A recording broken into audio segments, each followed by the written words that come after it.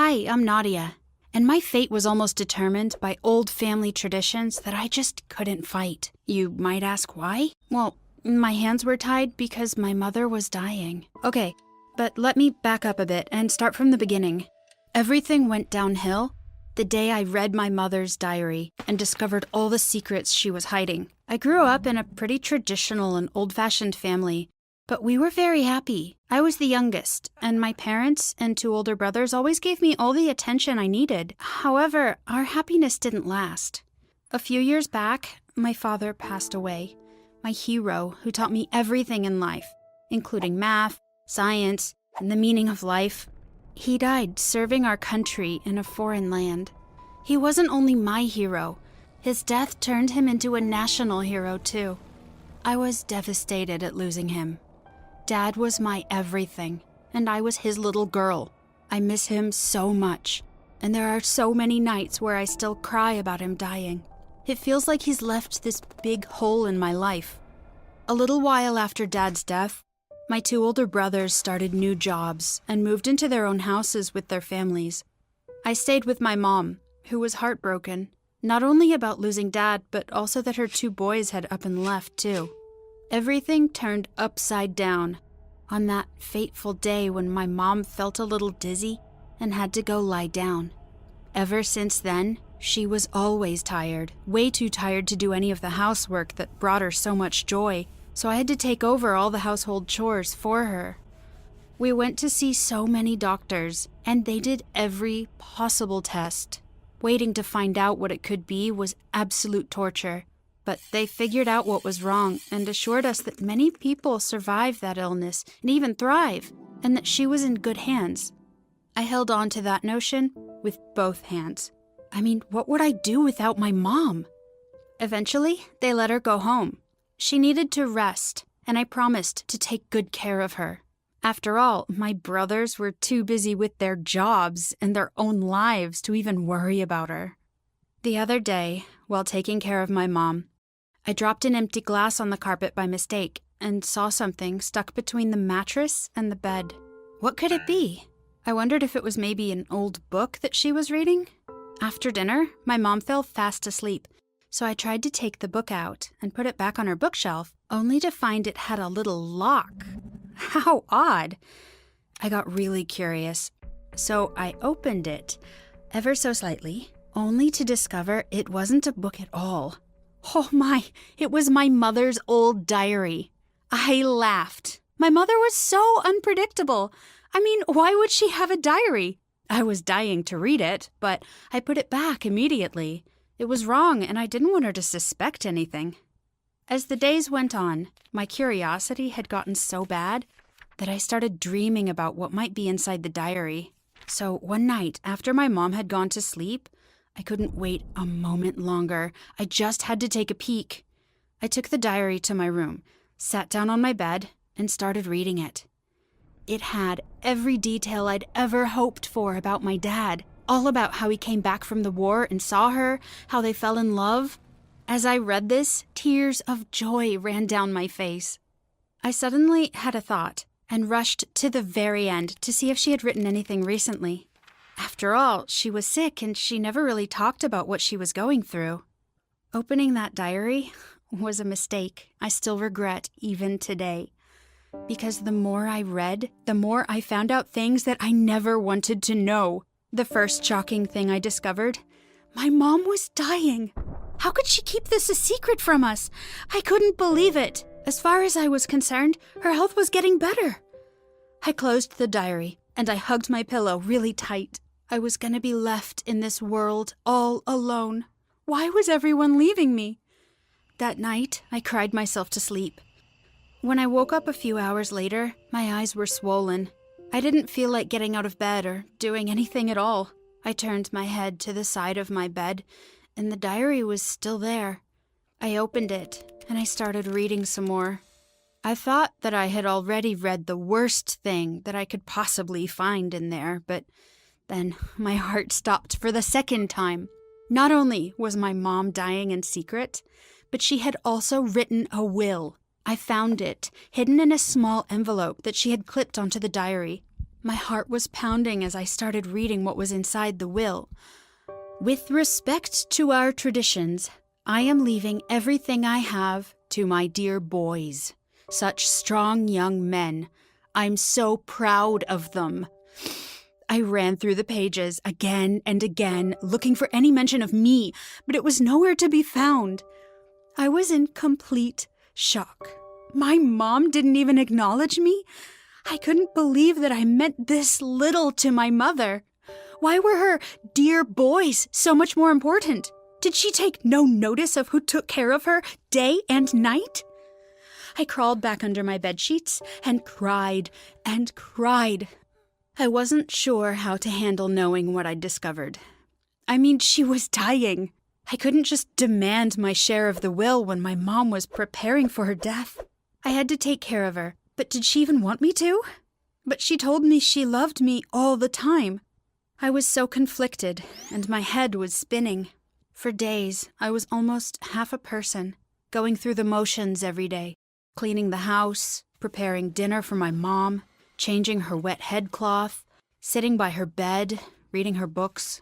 But I was an empty shell.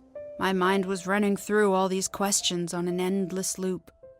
While I was listening to the TV one evening, I heard this preacher say that we must elevate ourselves for the ones we love. We must forgive without expecting anything in return, especially when they need us the most. For some reason, that resonated with me, and I couldn't stop thinking about my mom. Even though it was difficult, I had to be strong for her, because I loved her, and her final days needed to be filled with as much joy as possible, not sorrow. We had enough sorrow in our home already. The words, "with respect to our traditions," in the diary kept repeating in my head over and over again. I had to find out what she meant. I did some research on the internet and in the library about our culture, and I found out that for many years, that's how we as a people lived. That's how she was. That's who she was. My mom was the embodiment of our traditions. Respect your elders, wash your hands, pray, holiday dinners, all of these were most important to her. Of course this wouldn't be any different. I loved her as she was, with all my heart. Accepting this was hard, but the reality was that my mother needed me most at this time, and I just had to let it go. On the next holiday, my 2 brothers came home, and I prepared a good old-fashioned family dinner. My mom even joined us when it was ready. We sat down together to eat. I looked at my brothers as they were enjoying the dinner I had made. They were laughing, happy and unbothered. They showered my mom with sweet words, and I could see how happy it made her feel. Shortly after, she went to her room as she got tired. I stayed there with my 2 brothers, staring at them with anger in my eyes. They asked me what was going on, and before I knew it, I just blew up in their faces. I called them every hurtful name under the sun, and then I started shouting at them saying, "Mom left everything to you two. How could she completely ignore me like that? She has left me nothing. Doesn't she love me?" My brothers were confused, and after my outburst, I decided to tell them what I'd discovered.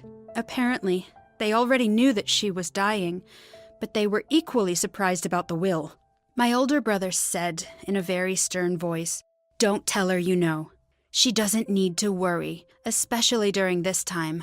Plus, arguing with her won't lead anywhere. And you as well. We'll make it right. You are our family, our little sister. You're one of us. Did you ever doubt that we'd take care of each other? There are so few of us left. We must stick together, and you can come live with us." My other brother nodded and smiled. We hugged for a long time. That was 2 years ago. My mom passed away soon after that holiday. I still, however, feel her presence with me. I can't say that I was mad at her because of the will. After all, my brothers gave me my fair share of it without hesitation.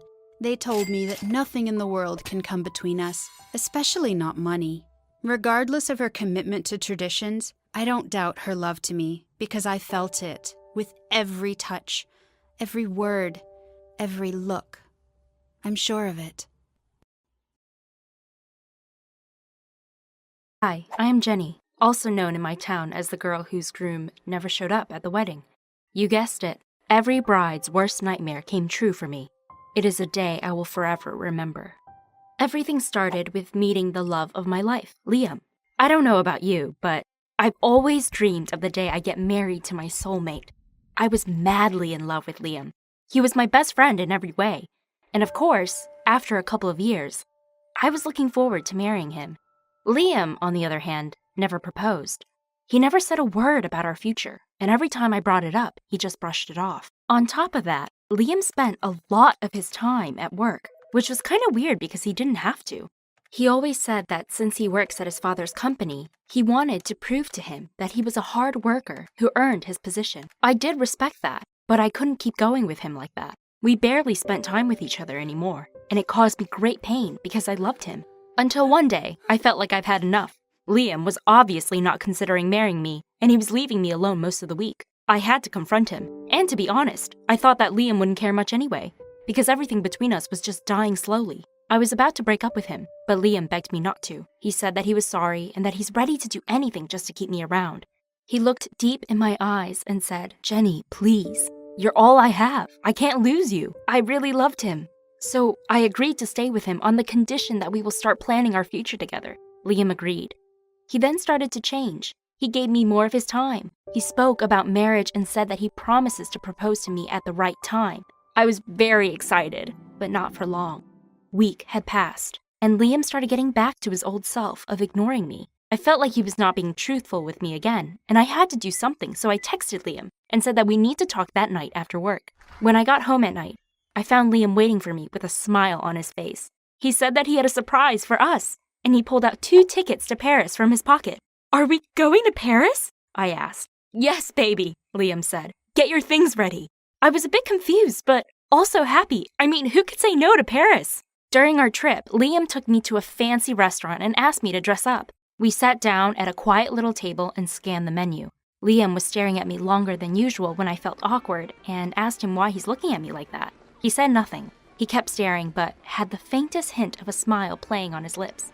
I thought he was acting weird, so I asked him what was going on. "I can't think of a better place and time than to give you this," he said. He pulled out a small red velvet box, then dropped to one knee. Slowly, he opened the box. Inside was the most amazing and huge diamond ring. It was so shiny and sparkly, I almost blurted out, "Yes!" right there before he even had the chance to ask. My hands immediately went over my mouth as I gasped. Finally! I never thought I would get engaged to Liam, let alone in Paris of all places. "Yes!" I said, crying as he placed the ring on my finger. "I will!" People around us cheered and clapped. It was a wonderful moment. Amazing fiancé, check. Beautiful ring, check. Perfect engagement story, check. All was left to do was get married. If only things ran as smooth as I expected. So on the day of the wedding, I was ready and in the wedding dress. The guests were waiting and everything was glamorous, but the groom was missing. I called him a zillion times, and there was no answer. I was getting closer to a breakdown with every minute that passed. I waited and waited. I thought he was going to walk in at any moment. Instead, I was looking at my guests as they were walking out. Anthony, the best man, never showed up as well, and he was supposed to come with Liam. I knew something must be wrong. I was sure that Liam would never leave me at the altar standing alone like that. Liam loved me, and he wanted us to be together. Something bad must have happened to them on the way, I thought. All kinds of ideas were rushing through my mind. I assumed that it could have been a car accident, or that one of them got terribly sick. It must be an emergency, I thought. My Liam was in danger, and I knew it in my heart. At that point, I stopped caring about the wedding and him not showing up. I just wanted to know that my Liam was okay and alive. I hurried up to his parents. Both of them looked extremely upset. I told them that we had to leave everything and go to the police station to report Liam missing. They looked at each other as if they thought I was crazy. Apparently, they believed that he really did leave me at the altar by choice. I tried in vain to convince them to help me. I then decided to do it on my own. I went back to the room and started taking my wedding gown off to prepare myself to leave. I couldn't believe his parents weren't worried. They should be going to the police station with me right now.